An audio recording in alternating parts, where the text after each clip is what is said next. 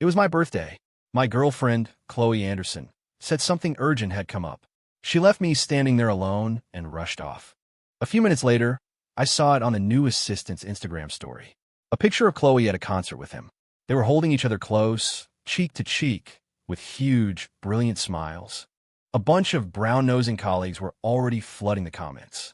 "Ship it. Get together already." I added a comment of my own. "You do look good together. Should I get out of the way?"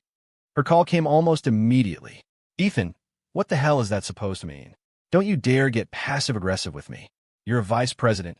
Why are you picking on a junior assistant? You scared Leo so bad he's practically in tears. You need to apologize to Leo right now. If you don't, you can forget about being VP." I decided to give her what she wanted. I'd set them free. Later, she would be on her knees, begging me to forgive her. The next day, when Chloe saw I'd completely ignored her demand to apologize to Leo, she made a public announcement. She was stripping me of my vice president title and giving the position to him. A ripple of shock went through the entire office. Some gasped, others were clearly gloating, but my face remained perfectly calm. You'd think the announcement had nothing to do with me. Leo walked over, putting on a show of sincerity. "Ethan, look, I was in a bad place last night. That's why I asked Chloe to come to the concert with me. Don't blame her, it's all my fault. Please don't be mad." Chloe looked at him with an adoring, protective gaze. "Leo, you're just too nice. It's why Ethan has been bullying you ever since you started here." When Leo first joined the company, Chloe told me he was an old neighbor from back when they were kids. She said she'd always seen him as a little brother and specifically asked me to mentor him. So, naturally, I treated him like a younger brother, too. I had high hopes for him, which meant I was probably a little tougher on him at work than I should have been. But Leo ran to Chloe to complain every other day, claiming I was picking on him and trying to stifle new talent. That led to a blistering fight between Chloe and me. The very next day, she promoted Leo to executive assistant to the CEO. After comforting Leo, she turned to me, her expression instantly turning to ice. "Ethan, if you were half as considerate as Leo, I wouldn't have to do this. Apologize to him right now, and maybe I'll reconsider my decision." I cut her off calmly, a playful smile on my face. "Apologize? Chloe, what exactly do you think I did wrong? Was it not playing along with this little soap opera you two have going on? Or is my presence at the company just cramping your style?" The color drained from Chloe's face. "Ethan, what are you talking about?" I shrugged. "Fine, you don't have to say it. If I'm in your way, I'll just make it easy for both of you." "What does that mean?" I tossed the resignation letter I'd prepared onto her desk. "It means I'm done," I said coolly. "A company as small as Anderson Enterprises isn't something I'm going to lose sleep over." Chloe stared at the letter, her expression frozen. It took her a moment to process it.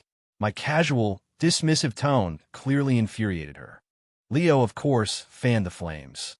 "Ethan, I know you're upset that Chloe made me VP, but you can't threaten her with quitting," he said, his voice laced with false concern. "I know you don't like me. I'm the one in your way. Don't worry, I'll be the one to resign." He was pretending to de-escalate, but his message was clear. It's him or me. Just as he'd intended, Chloe's anger flared even hotter. Her eyes looked like they could shoot lasers at me.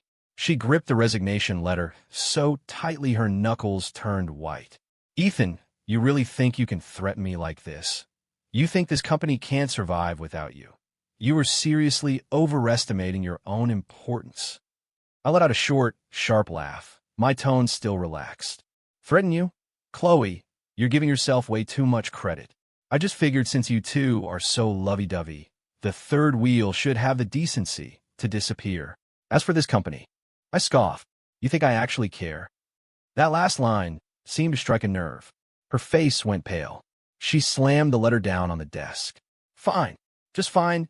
Ethan, I hope you don't regret this," she practically screamed. "If you're leaving, then get the hell out." Without a moment's hesitation, I turned and walked away. Chloe and I met in college. She was the classic campus queen, beautiful and pure, with guys lining up to ask her out. One night, a group of thugs from off-campus cornered her in an alley. Without a second thought, I charged in. I'd had some martial arts training as a kid, and I fought dirty, but there were too many of them. I don't know how many hits I took. I just kept her shielded behind me, refusing to back down an inch. Eventually, My sheer ferocity must have spooked them, because they finally backed off. "It's okay," I managed to say through clenched teeth. She clutched the back of my shirt, her face pale, trembling uncontrollably. Blood was running down my forehead, turning my vision red. My consciousness started to fade. When I woke up, I was in a hospital room. Sunlight streamed through the blinds, casting shifting patterns on her perfect skin. She had fallen asleep next to my bed, her brow slightly furrowed, faint tear tracks on her cheeks. I tried to reach out and wipe a tear away, but the movement sent a jolt of pain through my body, and I winced. "You're awake." Her head shot up, and her red, swollen eyes immediately started to well up again. "I'm so sorry. This is all my fault." I shook my head, but my throat was painfully dry. She quickly poured me a glass of water, carefully helping me drink. I could smell the faint, sweet scent of her perfume. From that day on, she became incredibly attached to me. She wouldn't leave campus without me, saying she only felt safe when I was by her side. One time, we were jogging around the track at night when she twisted her ankle. She asked me to carry her back. As she rested on my back, her warm breath brushed against my cheek. "Ethan," she whispered, "you know, if you hadn't been there that night, I think I might have." Her voice broke and a tear fell onto my neck. My heart started beating erratically. After that, it felt natural for us to become a couple. She was incredibly clingy, always holding onto the sleeve of my jacket. She'd wait for me before getting lunch, and she always saved me a seat in our classes. When I played basketball, she'd just sit on the sidelines, watching quietly. For our entire college life, she was like my shadow. My family, the Millers, are one of the most powerful families in New York City, but the bulk of Miller Industries is based overseas. After graduation, my family wanted me to move abroad to join the international business. But right around that time, Chloe's father fell gravely ill. He was forced to hand over his struggling company, Anderson Enterprises, to Chloe, his only daughter. The pressure was immense, and she begged me to stay and help her. I couldn't bear to see her carry that burden alone. So I officially withdrew myself from the running to be the next heir of Miller Industries and stayed in the States. I threw myself completely into helping Chloe build her company. To avoid putting any extra pressure on her, I never told her about my family's wealth or status. My older brother and I are very close. He never wanted to take over the family business either, but with me out of the picture, the responsibility fell squarely on his shoulders. He still gives me grief about it all the time. Chloe didn't have a natural talent for business. After I came on board, I was basically running the entire operation. In just 3 years, I turned her small, failing company into a rising star in the industry, with a market cap that broke $300 million. Throughout those years, Chloe was still the attentive, loving girlfriend I'd always known. Our relationship was solid, until her childhood friend, Leo Vance, moved back to the country. Everything changed. Chloe's attitude toward me grew increasingly impatient. If Leo called, she would drop whatever we were doing and run to him. The most ridiculous time Chloe and I were in the middle of. Well, Leo called and said he wasn't feeling well. Chloe immediately told me to stop, threw on her clothes, and rushed out the door. She didn't come home that night. My disappointment built up, drop by drop, until it had completely eroded away every last bit of love I had for her. My brother had already sent me a complete file on Leo's activities overseas. I knew exactly why he'd come back, but I no longer had any desire to warn Chloe. She made her choice. Now she can live with the consequences. I wasn't back in my apartment for long before the door was thrown open. Chloe stormed in, looking furious. Leo trailed behind her. She saw me packing my things, and her face darkened. "Ethan, are you serious? Just because I went to a concert with Leo, you're going to keep this up? Is this really necessary?" I looked at her and laughed mockingly. "Chloe, is this really just about a concert? Why don't you tell me how many times you've ditched me for Leo? You left me alone on my birthday. On our 6-year anniversary, I didn't even see you. I was sick with a fever, and you left me halfway to the hospital to go to him. You even left me in the middle of sex to run to his side. Chloe, if you were me, do you honestly think you could keep living like this?" We had been together for 6 years. I thought I could let go easily, but as I said the last words, my voice still trembled. Chloe's face went white as a sheet. For a split second, I saw panic in her eyes, a flicker of guilt that lasted only a moment before her expression hardened again. Are you trying to dredge up the past, Ethan? Leo is the kid I grew up with. He's my little brother. What's wrong with me looking out for him? Can't you be a little more understanding? I stopped packing and stared at her, my voice dripping with sarcasm. Understanding? How? Exactly. Do you want me to be understanding, Chloe? Understand that you constantly choose him over me. You keep saying he's your brother, but search your heart and tell me, do you really see him as just a brother? Her expression grew uglier, her darting eyes betraying her guilt. Leo stepped forward, looking like he was on the verge of tears. Ethan, you've really got all wrong. Chloe really does just see me as a brother. There's nothing going on between us. This is all my fault. I shouldn't have come back. Then you two wouldn't be fighting because of me. Chloe immediately grabbed Leo, comforting him before turning to me and snapping. That's enough, Ethan. This whole drama is just a tactic to get what you want, isn't it? You think I'm going to fall for this? She tilted her chin up, arrogant as ever, as if she was certain this was just another tantrum and that I'd eventually back down, just like I always had. Leo, nestled in her arms, shot me a look of pure provocation. I didn't care. Chloe, I said flatly, don't assume you're the only woman in the world. I must have been blind before. We're done. She stared at me in disbelief, her voice a strained hiss. Ethan, you're breaking up with me over something this small? You've made your point. Don't take it too far. Leo's eyes turned red as he jumped in to mediate. Ethan, you and Chloe have been together for so long. How can you just throw it all away? You just try and manipulate her, aren't you? I know this is my fault. My being here is hurting your relationship. Don't do anything rash. I'll leave right now. He started walking toward the door, wiping away fake tears. His whole victim act was laughably over the top, but it was exactly the kind of crap Chloe always fell for. Before Chloe could explode again, I grabbed Leo's arm. If you leave, your precious Chloe will hate me forever. I'm the one who should be going.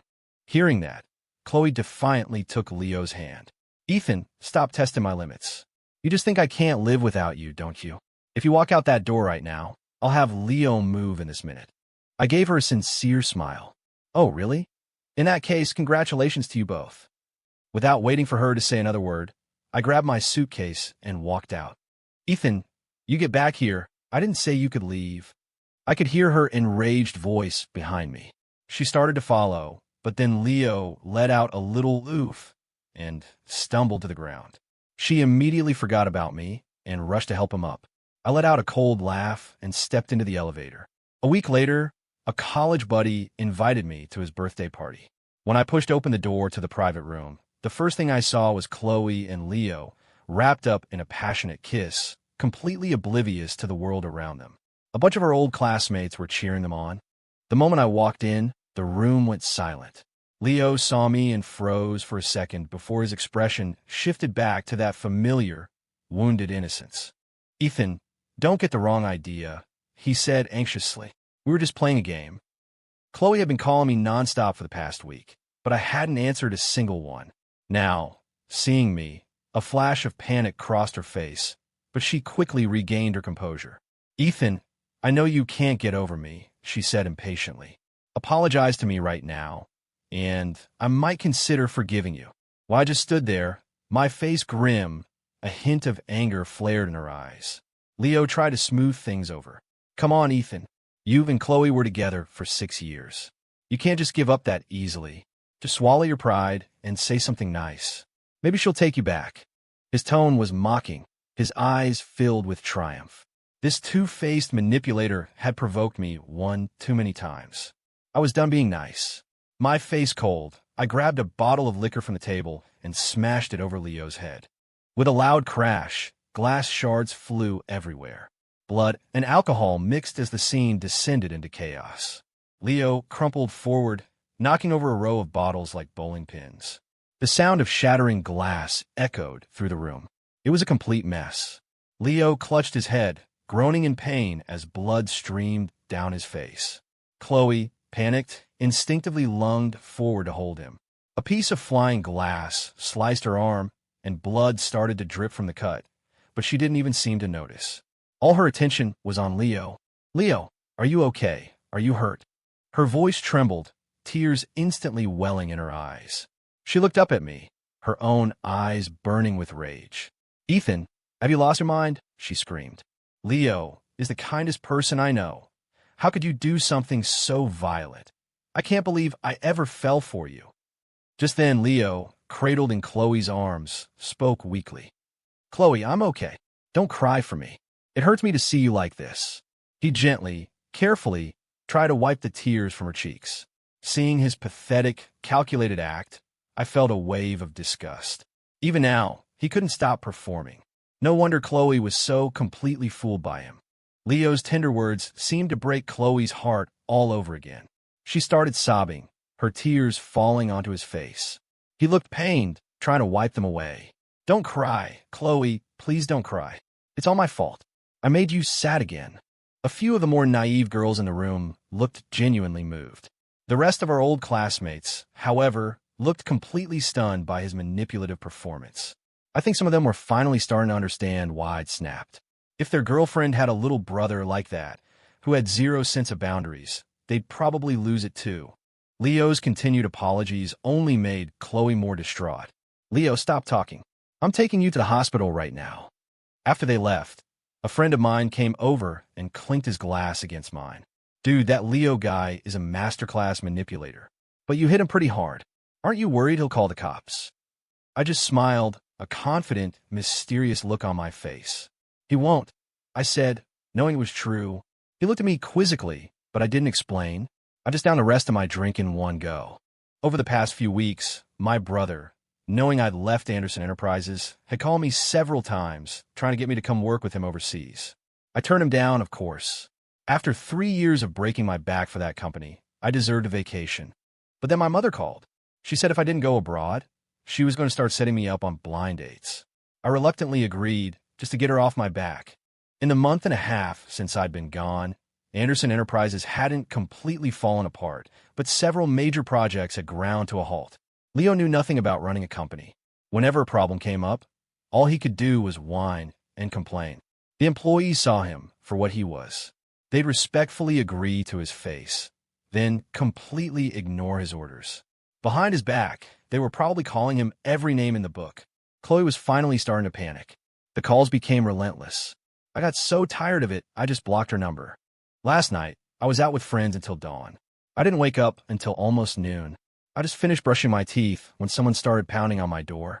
Yawning, I opened it to find Chloe and Leo standing there. This was my condo near the university, which I'd bought back in college. Chloe had lived here with me for years. The moment I opened the door, she pushed past me and strode inside. She plopped down on the sofa and demanded, "Ethan, what is your problem? Why did you block my number?" "A clean break is a clean break," I said calmly. "We broke up. Why would I keep your number?" She flinched, but quickly suppressed her anger. She sighed. "Ethan, you made your point. I'm ordering you to come back to the office with me right now. There's a mountain of work to do. Are you just going to walk away from it all?" Her arrogant attitude grated on me. I hated it when she spoke to me with that condescending tone. "You want me to come back and save you, but you're still acting like you're my boss." Did she really think I was that pathetic? Ever since Leo came back, she'd become more and more dismissive, our relationship more and more unbalanced. Leo chimed in, "Yeah, Ethan, don't be mad anymore. I've always seen Chloe as my big sister. You're misunderstanding. There's nothing between us." "Leo, I don't have time for this drama," I said coldly. "Your sister and I have broken up. I couldn't care less what is or isn't between you." Chloe erupted. "Ethan, don't push it. How many times do I have to tell you? I see him as a brother. Can't you have a little bit of trust in me?" I couldn't help but scoff. "Trust? Chloe, do you even deserve it? You stay out all night to take care of him, you kiss him in public, and you want to talk to me about trust?" Chloe started stammering, trying to defend herself. That night, Leo was really sick, and the kiss was just part of the game. "Why are you so hung up on it?" Like I said, I replied flatly, "I don't care about your drama." They looked like they were about to argue more, but my patience had run out. "Get the hell out of my apartment, or I'm calling the police." Chloe never expected me to be so ruthless. Her face went pale. She swallowed hard, and her tone finally softened. "Ethan, I know I've been in the wrong lately. Come back. The VP position is still yours." I'll forgive you for misunderstanding about Leo and for hitting him. We can forget all of it. Okay. I knew exactly what she was doing.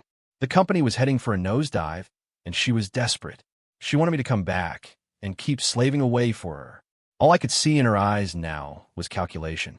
There wasn't a trace of the love we used to have. I smiled. You want me back? Fine. Give me the CEO position and 50% of the company's shares. Otherwise, we have nothing to talk about. Chloe knew I was mocking her. Her face twisted in anger, and she pointed a finger at me. Ethan, the only reason I'm even offering you the VP job back is out of respect for our past. Don't be an idiot. I was done wasting my breath. I shoved them both out the door. As I slammed it shut, I heard Leo's voice through the wood. Chloe, he's gotten so arrogant. He thinks Anderson Enterprises can't survive without him. I know about a major overseas investment project. If it goes well, we could see a tenfold return, easy. Their voices faded as they walked away. A cold smile spread across my face. So the fox is finally showing his tail. I just sat back down on the couch when the knocking started again, louder this time. Bang, bang, bang. A surge of anger went through me. Are you kidding me? I was ready to yell at them, but when I yanked the door open, I froze. Standing, there was a stunningly beautiful girl in a short skirt, her long, perfect legs impossible to ignore. She was gorgeous, prettier than Chloe, and younger. When she saw me, her bright, beautiful eyes lit up. She launched herself at me, wrapping her arms and legs around my neck like a koala bear. Ethan, it's been so long. I missed you like crazy. I was so shocked I could only stare wide-eyed, like I'd seen a ghost. You're Sophie Clark, the one and only daughter of the Clark family from New York, Sophie Clark. My childhood friend, 3 years younger than me. When we were kids, she was always attached at my hip, constantly telling everyone she was going to be my wife someday. She went overseas for college. But back then, Sophie was still just a kid. I couldn't believe how much she'd blossomed in just a few years. Weren't you studying abroad? What are you doing back here? Sophie hopped down, winking at me playfully. Guess. She'd always been mischievous. I wasn't going to waste my energy trying to figure it out. That's when I noticed the huge suitcase next to her. She paid me no mind, simply grabbing it and wheeling into my apartment. I had a very bad feeling about this. She moved with a light step, dropping her suitcase and then bouncing around, looking at everything. Ethan, your place is a little small, but it's cozy. A few years apart hadn't changed her personality much. She was still just as charming. So how long are you back for? The apartment wasn't big, so her tour was over quickly. She sat on the sofa, swinging her long, pale legs. I'm not planning on going back for a while. I've already transferred to NYU to finish my degree. I was surprised. Really? I thought you loved your school over there. She pouted, her eyes suddenly looking a little hurt. Well, when I heard you had a girlfriend, I figured schools abroad were much better. But now that you're single again, of course I had to come back. My heart skipped a beat. She was looking at me with such a wounded expression. You'd think I was the one who'd broken her heart. My brother must have told her I was single. That traitor. Ahem. I cleared my throat, changing the subject. So, where are you staying? Sophie blinked her big eyes and leaned in close. You know, your place is pretty nice, Ethan. I've decided. I'm staying here. I nearly choked on my own spit. WH. Here, you have a mansion to live in. Why would you want to stay here? She immediately looked hurt. We used to have sleepovers all the time when we were kids. And your family's estate is even bigger than mine. So why are you living here? My family is overseas, so the house feels empty. I said quickly. I'm just more used to this place. Well, my family's house is too far from campus, she retorted, pouting. This is way more convenient. I was speechless. The apartment did have 2 bedrooms. IT looked like I wasn't getting rid of her. For the next few weeks, Sophie dragged me all over the city. Her classes were about to start, so we didn't go far, just exploring all the cool spots around New York. It felt just like when we were kids, with her glued to my side. We went shopping, saw movies, and tried every kind of food imaginable.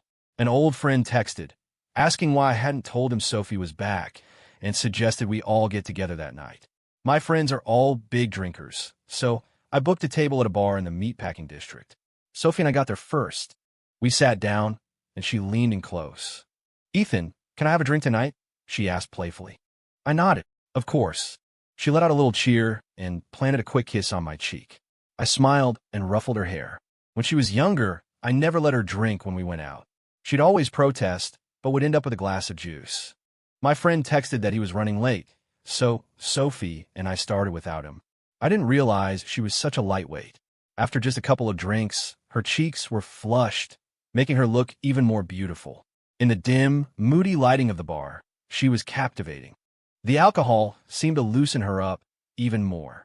She chattered away, telling me stories about us when we were kids. The bar was loud, so she had to lean in and speak right into my ear. It probably looked pretty intimate. Just then, an angry voice cut through the noise from behind us. I turned to see Chloe. Her face was dark, her voice as cold as ice. "Well, look at you, Ethan. Did you know I'd be here with Leo? Did you hire an actress just to piss me off?" Sophie blinked, looking at me with confusion. "Ethan, who is this lady?" I had to fight back a laugh. "I don't know her." Hearing Sophie's words, Chloe's face grew even darker. She gritted her teeth. "Who are you calling a lady?" Sophie put on an innocent face. "Oh, I'm sorry. You just look so much older. I can even see your crow's feet from here." Chloe is only 26. She doesn't have crow's feet. I knew Sophie was just trying to get under her skin. I didn't bother to stop her. Chloe looked like she was about to explode. She pointed a trembling finger at Sophie. You, who is this little brat? How dare you talk to me like that?" I couldn't help but laugh. I patted Sophie's shoulder, signaling her to tone it down. She stuck her tongue out at me and went quiet. Seeing how close we were, Chloe turned her anger back on me. "Ethan, what is your problem? Did you seriously just bring some girl here to make me jealous? Is that what this is? You are so immature." I gave her a cold, dismissive look. "Chloe, Sophie, and I grew up together. What? You're allowed to have a childhood friend, but I can't have mine. Besides, we broke up. Remember?" My words left her speechless. Her eyes narrowed with fury. "Childhood friend? She looks more like a shameless homewrecker to me. Ethan is my boyfriend. Have you no decency? Acting all cozy with him in public? You little tramp, you want a drink? Fine. Your auntie here will make sure you get one." Chloe grabbed an unopened bottle of expensive whiskey from our table. It happened so fast, I didn't have time to react. She flung the entire contents of the bottle in Sophie's face. Rage shot through me. I was on my feet in an instant, and my hand cracked across Chloe's face. The slap echoed in the sudden silence. Chloe stared at me, stunned, her hand flying her cheek. I ignored her completely, grabbing napkins to help Sophie wipe the alcohol off her face. "Sophie, are you okay?" Seeing me slap, Chloe immediately seemed to cheer Sophie up. I'm fine, Ethan." Leo started to move toward Chloe to comfort her, but she shoved him away. She clutched her face, her eyes turning red. "Ethan," she said, her voice shaking with disbelief, "you hit me for her. What is going on between you two? You're going to tell me right now." My voice was dangerously low. "Chloe, you should be more worried about your company than about my relationships." She froze. "What do you mean?" I looked at her like she was an idiot and gestured to Sophie. "This," I said, my voice hard, "is Sophie Clark, as in the only daughter of the president of the Clark Group, your company's single largest business partner. I was the one who had brokered that deal in the first place." The color drained from Chloe's face. "What? She's Mr. Clark's daughter." She shook her head, looking at Sophie in disbelief. Sophie, having wiped herself down, gave Chloe a smirk. "That's right." Chloe was dumbfounded. "That's impossible. Ethan, how could you possibly know Mr. Clark's daughter?" Sophie looked at her like she was stupid. "I grew up with Ethan. You do the math." Chloe stared for a moment. Then, as if something clicked, she burst out laughing. "Oh, that's rich, Ethan. Stop the act. You really think I'm an idiot? The heir to the Clark Group? What's next? You're going to tell me you're a secret heir to the Miller family, the most powerful family in New York." Leo couldn't resist chiming in. "Exactly, Chloe. He's obviously not over you. He staged this whole thing just to get a reaction out of you. Don't fall for it." Chloe looked at me with contempt. "Ethan, I had no idea you were so manipulative. You think these pathetic little games are going to make me forgive you?" Her expression hardened as she remembered the slap. "You're going to apologize to me right now, Ethan. Otherwise, let's see what company in this city will be brave enough to hire you." Just then, my two friends walked up. Ms. Anderson, That's some serious power you're claiming to have, one of them said. Since when does a minor family like yours run New York City? Blacklisting an heir to the Miller family? That's bold. Chloe went pale. She turned, her eyes wide as she saw who was speaking. Her voice trembled. Jax. Mr. Ford. The one who had spoken was my childhood friend, Jackson Pierce, known to everyone in our circle as Jax. Though he was the youngest son, his sharp mind and ruthless tactics had unexpectedly made him the heir to the Pierce family empire. Outside of close friends and family, everyone else addressed him with respect as Mr. Pierce. The other was Caleb Ford. The reason the Pierce and Ford corporations had partnered with Anderson Enterprises was, of course, because of me. Leo was just as stunned, his mocking expression melting into shock. He nervously stepped behind Chloe. Ethan, an heir to the Miller family. Chloe was shaking her head, muttering, impossible. That's impossible. Ethan, how could you be a Miller? You were. You were. I was what? I cut her off coldly. Your employee, slaving away for you. The guy you could summon and dismiss whenever you felt like it. Chloe, did you honestly think I was just some lapdog who was supposed to spend my entire life orbiting around you? Chloe's face was beet red. She bit her lip, panic and regret flashing in her eyes. Leo hesitated, then tried to speak up. Ethan, Chloe didn't mean it like that. She just... Shut up. I snapped, glaring at him. Does anyone remember asking for your opinion, Leo? Or did you enjoy getting that bottle to the head last time? Fear flickered in Leo's eyes, and he went quiet. Chloe, seeing Jax and Caleb standing with me, was finally forced to accept the truth. She finally understood why her little company had so easily landed massive contracts with the city's biggest players. She took a deep breath, forcing herself to calm down. After a long, silent moment, she walked over and tugged on my sleeve, just like she used to. Her voice was pleading. Ethan, I know. I was wrong. I shouldn't have treated you like that. Can we please start over? There's nothing going on with Leo and me. I swear. From now on, I'll be completely devoted to you. I'll never disappoint you again. I laughed, looking at her with amusement. Chloe, at this point, do you really think there's any chance for us? Tears streamed down her face as she clung to my shirt. Ethan, I really know I was wrong now. I can't lose you. Please, just give me one more chance. Please. I glanced from her to Leo, a playful look in my eyes. And us is never going to happen, Chloe. But if you slap Leo, right here, right now, I might consider asking the Clark, Ford, and Pierce groups not to terminate their contracts with your company. What do you say? My three friends watched, thoroughly entertained. Their partnerships were only ever a favor to me. If I wanted them canceled, they'd do it without a second thought. That one slap was worth at least $100 million, and far more in the long run. I was being generous. Here in my offer, Chloe froze. She clutched my sleeve, her knuckles white, her eyes darting between me and Leo. Her face was a mask of hesitation, struggle, and humiliation. Leo stood nearby, pale as a ghost. After a moment, he put on his signature victim face. Chloe, don't let me be the reason your company suffers. I know this is all my fault. I never should have come back. It's okay. Chloe, you can do it. I won't blame you. As he spoke, tears started rolling down his cheeks. The sight of Leo's tears shattered Chloe's resolve. She let go of my sleeve, and the look in her eyes turned to pure venom. You're a monster, Ethan, she spat. You just wanted to humiliate me. Well, dream on. With that, she grabbed Leo and pushed her way through the crowd, fleeing the scene. Even I was a little surprised. In her eyes, Leo was more important than her entire company. Love really does make people stupid. Jack sat down, looking at me with a grin. Seriously, man, how did you ever fall for someone like that? I flushed with embarrassment. That was a stain I was never going to wash off. Sophie shot him a glare. You talk too much. Caleb quickly stepped in. All right, let's drink. The next time I saw Chloe was 3 months later, outside the gates of my family's estate in Greenwich. She was kneeling on the ground, begging to see me. I rarely came back to the estate. With my family overseas, it was usually just the household staff here. My mother had called to inform me that my blind date would be arriving today and that I was to be home waiting. I had nothing better to do, so I figured I'd at least meet her. Chloe had been calling me frantically.